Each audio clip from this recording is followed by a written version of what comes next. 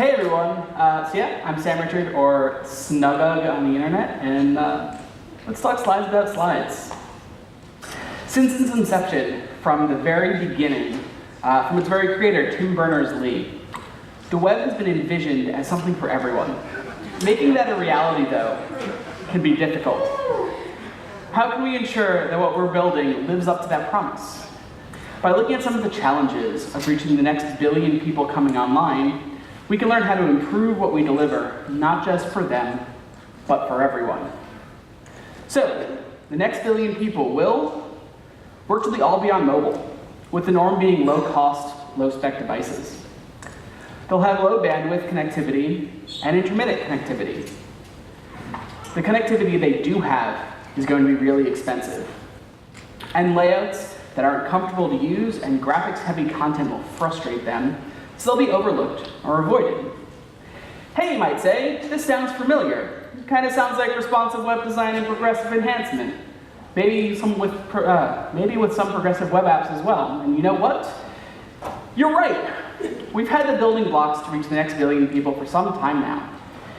Even that, though, key metrics correlating to actually being able to reach the next billion people have been trending pretty poorly.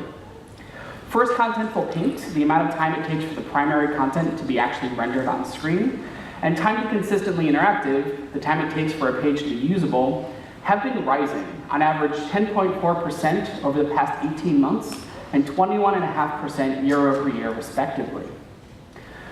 What can we do to reverse this trend? Well, let's talk about slides. Whee! Not those slides. These slides, the slides that we're looking at now. They're powered by this little presentation framework I built called StageFright. Let's dive into how StageFright was built to see what lessons we can learn to bring back to our day-to-day work. So I always start by looking at core experiences. My process starts not with features or tools or techniques, but with the user's problems I'm trying to solve. In fact, I aim not to describe those problems in terms of tools and techniques. Instead, by framing my work this way, I'm able to come up with multiple solutions to a problem instead of multiple iterations on the same solution. A design thinking exercise I really like to play goes something like this. An initial prompt of design a bridge is given. After about a minute or so, a follow-up prompt, design a better way to cross a river, is then asked. This reframing of the prompt elicits different and more creative responses, and most importantly, no longer constrains the solutions to a bridge. Development criteria can be framed in the same way. Instead of an issue for creating a drag and drop to reorder table, you can have an issue allow users to reorder a set of elements. The latter allows for a wider set of solutions. So let's design a presentation framework. Or really, let's design a better way to give web-based presentations. What are some things we can do to accomplish this? Well, fancy transitions, animations, and layouts are cool, but they're pretty unwieldy if you're not on a desktop device and can be really hard for accessible technology to use. A better presentation could be usable regardless of a user's access choice. Presentations usually have lots of videos and images, making them heavy. A better one would be small to begin with and only load those big assets when they're needed. As a learning tool, a better presentation should be able to be used whenever a user requests them, even if they're offline. These problems that we're trying to solve, they form our core experiences, for which we can ideate on solutions, incorporating one or more of them together to solve our users' needs. And to start this, we build from the ground up. As we start to ideate on our core experiences, I like to grade the solutions we come up with based on a couple core principles of progressive enhancement. What can we do with just HTML? What about HTML and CSS? Under what circumstances do we want to enhance our experience with JavaScript? What JavaScript do we need to enhance that experience? And what breaks when we introduce CSS? What about when we introduce JavaScript? Are we okay with those breaking, and can we mitigate that? Answering these questions and iterating, combining, and throwing away multiple solutions has always led me to creating better solutions to our core experiences. Having answered these questions, I then grade the different stages of my solution My HTML or HTML plus CSS solution might be my grade X experience. My HTML, CSS, and basic JavaScript version might be my grade B experience, while my fully awesome version might be my grade A experience. We can do this at the project level, or we can do it at individual component levels. Likely, you'll want to use some combination of both. Let's try this out for our slide deck. So, what are the grades for a slide deck? Well, at its core, a slide deck is basically a blog post with a really fancy layout. Let's ballpark some grades for that. Our grade X might be semantically marked up HTML and CSS in kind of an article view. We can display our speaker notes in line. Our grade B version might keep that semantic markup and change our CSS a little bit so that we only show one slide at a time. We're also probably going to want to bring in some user interactivity here so I can control it with JavaScript. Our grade A might provide this full-on awesome speaker solution with remote control of slides, a speaker-centric view, stuff like that. While this is high level for our slide deck, we can break this down even further. Performance woes loading a bunch of images, break down lazy loading into a graded experience. Don't forget that no script can be your friend here to provide a full range of experiences. Now that we have our grades, let's start building. The root of all the work that we do on the web is HTML. Because of this, understanding the core markup for what I'm building is always my first step. There are three groups of things I think about when writing HTML. Tag semantics, for which I still love HTML5 Doctor. Accessibility, for which I really love inclusive components by Hayden Pickering, Ally Nutrition Cards by Dave Rupert, and Accessibility for Everyone by Laura Kalbed. And if I'm really, really desperate, I'll look at the Way Aria spec, and it's mostly readable for a spec. And then finally, I take a look at microdata and SEO, microdata for SEO and semantic sharing, for which I tend to turn to schema.org. With these three things at the front of my mind when I write my HTML, I can be fairly confident that I'm starting from a usable, searchable, shareable, accessible place. I focus heavily here on HTML and accessible patterns. We get so much for free, accessibility-wise, by using semantically correct markup from the get-go. Starting with JavaScript and working backwards has always led me to needing to return to my first principles to fix the mess I've made. Even seemingly small things, like using ARIA expanded instead of a custom class or in-memory JavaScript state, translate to really big accessibility wins. So let's take a look at our slide deck. Well, our slide deck is one logical work that can't, or really shouldn't, be divided up into smaller pieces, so we mark it up as an article. We have the concept of slides and slide groups, but the actual markup varies based on context. The first slide group is really the heading for the whole deck, and as such, it's marked up with a header tag. Subsequent groups are marked up with section tags as their logical sections in our overall article, with this first slide in each of those sections being marked up as a header because that's the header for that section. Notes are related to, but separate from the content around it, so those are asides. Whenever we want a structural separation but not a semantic one, I use divs. But what about advanced functionality, like user interfaces and multiple options and moving pieces? Well, forms with named buttons provide you the ability to create really dynamic experiences without a line of JavaScript. And they also work to ensure that our work is semantic and accessible in the process. Let's finish up our grade X experience by applying a base code of responsive CSS. Our next step, though, is going to enhance this grade X experience, which can sometimes be a little bit tricky. It's possible, matching layout and styling between the initial experience and the enhanced experience, to get something that feels seamless. And it will go a long way to making our users feel like a unified experience. To enhance this JavaScript, though, what we should be doing is cutting the mustard. Cutting the mustard is a progressive enhancement technique used to ensure a baseline level of experience to enhance from. It was originally created by the BBC to differentiate between HTML5 browsers and non-HTML5 browsers. The concept can be used in as a future-friendly way to set this baseline because it's all based on feature detection. So let's answer, what are the JavaScript features and APIs do we want for our baseline? And to do this, I answer three questions. What do we need for our enhancement? What could reduce the cost of maintenance? And what would drastically cut down on the custom code you need to write? I weigh these three questions with the performance, maintenance, and tooling costs of transpiling and polyfilling to come up with a baseline I'd be happy to work from. At this stage, I only consider what's natively supported in JavaScript or in the browsers. It's not until I come to a point where there's a primitive missing do I start to consider libraries or frameworks. When considering libraries or frameworks, I try to be really stingy with what I allow in, paying special attention to the cost that they bring, and aiming to keep my total cost as low as possible. I also tend to ding them if they require me to bring in more stuff than I need. For instance, a framework that includes routing and templating and state management if I only need one of the three. Thinking about this for stage fright, there's lots of really delicious modern JavaScript that I want to be using. So let's cut the mustard so that we have that as our baseline. And here, JavaScript modules come to our rescue. Browsers that support modules will only load our mustard JavaScript, and they will ignore our no mustard JavaScript. While browsers that don't know what type module is will simply use our no module JavaScript. With the mustard now cut, we get a great modern baseline of JavaScript to use. We get constant let, promises and async, fetch, arrow functions, proxy objects, REST parameters, classes, template literals, generators, JavaScript modules, and so much more without any transpiling, any compiling. We can serve it straight to browser as we write it.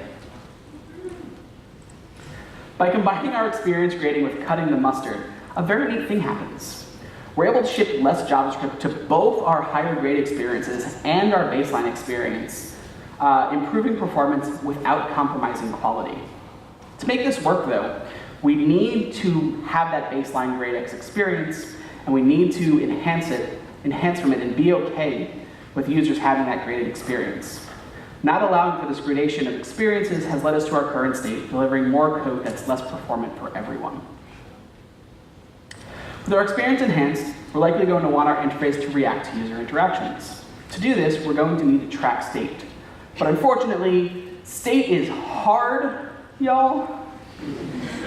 Keeping track of it, updating it, responding to it, can all get hairy really fast, especially when it needs to be shared between components and parts of a system. State managers like Redux and Vuex, or other reactive ones like what I'm using in Stage Fright, can make it easier by managing state in one place and allowing state to be updated, published, and subscribed to, all from a central point. State managers can also make it easier to test by making it easier to recreate and test against a specific state. Because we're shipping our GradeX components from the server, we'll need to rebuild or hydrate our state client side. This can be tough, but I've got some tricks to smooth out the process. We should focus only on what needs to change. We should also use semantic HTML and ARIA or custom attributes to hold state that might be invisible.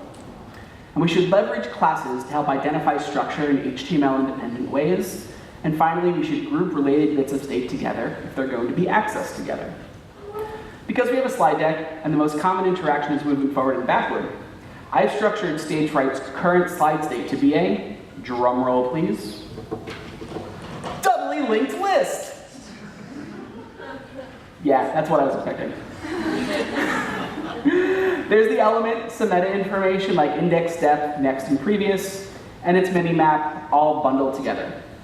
In addition to my current state, Stage Fright only has 5 other pieces of state that it tracks. And between these 6 pieces, I'm able to have full insight into where Stage Fright is and what's happening at any given time, and make changes really quickly without much overhead.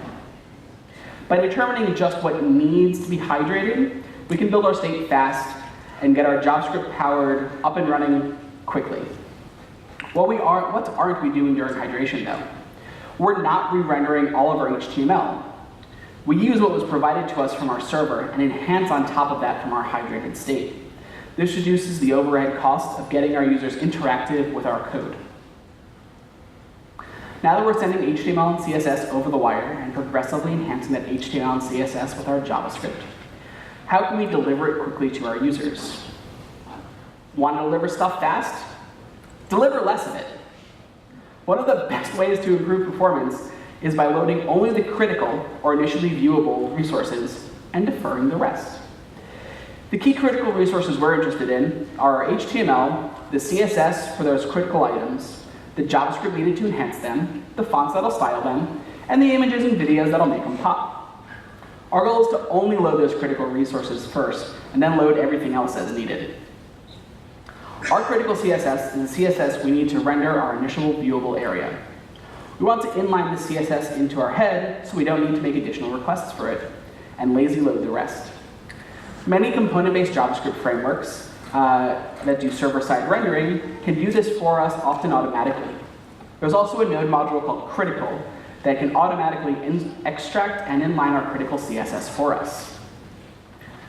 That isn't all of our CSS, of course. We still want to asynchronously load the rest of our CSS. Filament Group has this great trick called Load CSS that takes advantage of preload to load our CSS asynchronously and then pop it in. It also has a polyfill for unsupported browsers.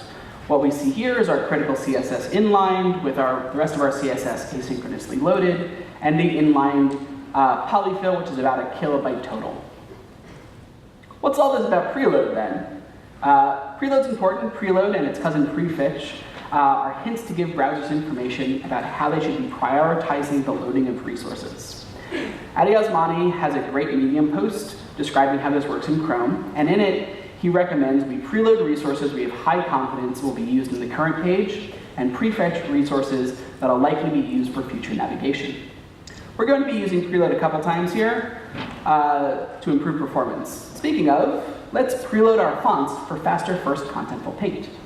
Fonts get discovered real late in our process because they aren't actually downloaded until CSS is parsed and applied that requires the font face. Preloading our fonts means they'll likely be available when our CSS needs them. What's nice is preload also cuts the mustard for WAF2 fonts, so we only need to preload our WAF2 fonts. We can do this with JavaScript as well. We still want our JavaScript at the bottom of our HTML. We still want to defer it until after the execution of our document is guaranteed to be parsed. But the addition of our preload in our head, we can start downloading that JavaScript as soon as possible. Preload also cuts the mustard for JavaScript modules, so there's no extra JavaScript downloaded for our lower-rated browsers. But of course, we have those pesky images and videos. Their size has grown exponentially year over year, and while browsers try to optimize loading media for what's in the critical view, preloading our critical media and lazy loading everything else will not only speed up our first contentful paint, it will reduce the overall footprint of our site, improving our user experience. But how can we lazy load those critical media items? Intersection Observer. It's here, it's awesome, let's start using it. Intersection Observer asynchronously provides updates about an element's visibility without us needing to listen on scroll events or jury-rigging something up. We can create an intersection observer that acts on an array of entities, in this case, our load function when an entity is intersecting or visible. We have our observer observe each of our media items. For lazy loading, it's easy to progressively enhance intersection observers. If it's not available, we just call our load function and let the browser handle it as normal. And offline too? Yeah, offline too. By introducing a service worker into the mix, we can improve performance even more. Service workers give us control over our browser's cache, even allowing us to serve resources without hitting the network at all. We load it in our load event, so it won't affect performance. Unfortunately, the first rule of service workers is don't write a service worker. They're hard to manage by hand and have a real potential to cause harm without extreme care. Fortunately, some folks over at Google made this thing called Workbox, which is relatively easy to configure. After configuring it, you tell Workbox to generate your service worker, and that service worker that it generates is much more likely not to cause harm and a lot easier to manage. Through a combination of preloading, lazy loading, and service workers, we can get our progressively enhanced content to our users rendered and usable quickly, every time, even if they're offline. So let's put it all together. I've got this other talk that I've been giving recently. I call these your bonus slides, called Magic Tricks with Houdini. It's built a pre-optimized version of StageFright, so it's really kind of this perfect test bed to see if we can make improvements with these lessons that we've learned. So I put these lessons to the test and updated that slide deck using Lighthouse to audit my site. And I died a little bit inside when I saw my first audit, and to see why, I want to share with you how I think about performance. So I think of performance through the Rail performance framework. It's a user-centered way of thinking about performance, and it breaks performance down into 4 aspects that cover the whole lifespan of a user's interaction with an application. It's based on cognitive science of how humans perceive how the world works, and it kind of breaks down as follows. The first R, response, is tap to paint in less than 100 milliseconds. We want to acknowledge to our users that their input is being processed. Humans perceive anything between 0 and 100 milliseconds as instantaneous, so there's our benchmark. We want to be able to produce a frame, render a frame at 60 frames per second, and to do this, the browser needs to get done painting a frame, or rendering a frame, in 10 milliseconds. So by keeping that at that speed, we're able to keep our experiences jank and stutter-free. For background processes, we still want to be able to respond quickly to user input. 50 milliseconds gives us enough headroom to be able to do that. In 100 milliseconds, there's a function called request-idle-callback that can help us here. And then load. Load is kind of the big one. And it's really broken up into a bunch of pieces. There's really one main thing that we're looking for, though, and it's getting our content interactive, usable by our user, in 5,000 milliseconds or less on a cold cache for our average users. If you know what your average users are, great. If not, the global average is a mid-spec Android device on a slow 3G connection, and that's what we're going to be testing with. There are also a couple other things that go into this, like first contentful paint, first meaningful paint, speed index, which is the average amount of time it takes to seem done, which we generally want low and certainly below that 5,000 mark. So with this in mind, this was my first audit. Yeah, it's pretty terrible. Got bad paint times, terrible speed index. The estimated input latency is laughably long. Even worse though, diving into the diagnostics here, it's a 21 megabyte page. An immediate thing jumps out at me. I could save almost a minute's worth of load and a ton of space if I swap my animated GIFs for videos. So I did that next. It's amazing what can happen with just a little media swapping. By changing our animated GIFs to HTML5 video, we dropped our payload by almost 10 times to 2.7 megabytes, while first meaningful paint stayed about the same. Speed index drastically improved at its first CPU idle, time to interactive, and input latency. Just this change alone reduced the amount of work our main thread is doing by 2.5 seconds. Okay, let's swap in our new stage fright, and as a bonus, I optimized for critical load here. Some things got better, some things got worse. Speed index is the real winner here, and the render timeline appears to show content immediate, even if first contentful paint seems a little high. First meaningful paint appears to have gotten worse, but at first blush, I'm not quite sure why. One thing that did drop dramatically, though, is the effect of JavaScript on our system. Input latency fell nearly 400 milliseconds. Main thread work is down to 8 seconds from a high of 11.6, and our JavaScript boot up time is finally green at 1.3 seconds. What's amazing here, though, is that this is all while shipping about the same amount of JavaScript. What's the difference? The code is optimized for and delivered via modern JavaScript and progressive enhancement, so it makes better use of each byte that gets sent. While our accessibility score only improved a little bit, the real-world accessibility improved greatly because it's now actually usable by keyboard-only users. But I feel like there's something I'm missing, something that can improve this even more. Oh yeah, code splitting. Code splitting is a technique, especially for JavaScript, where just the bits needed to get started are loaded first, and then everything additional pieces, all the additional pieces or chunks, are progressively loaded in as needed.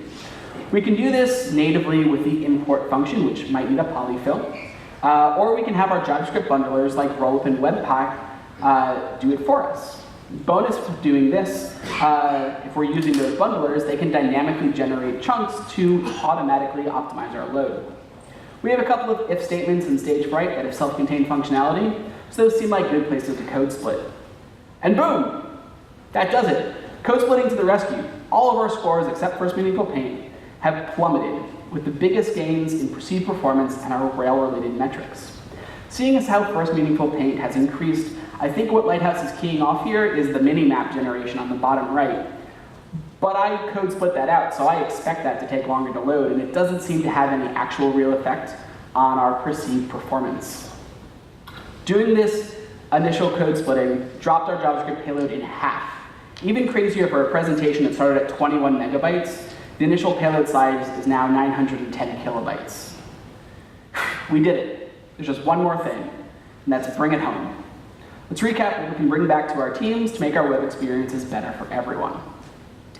Taking a look at some of our key Rails statistics next to each other, a couple of things pop out to me as lessons to take back. Media has a huge effect on perceived and actual performance. We should use less of it, and what we do use should be lazy loaded and must be optimized. Modern JavaScript seems to put less of a strain on our browsers, so we should aim to serve more of that uncompiled. That won't magically fix things and get our sites interactive quickly. But serving less JavaScript seems to be a pretty magical fix. We should serve as little of it as possible to our users. And whatever isn't needed immediately should be lazy loaded in only when needed.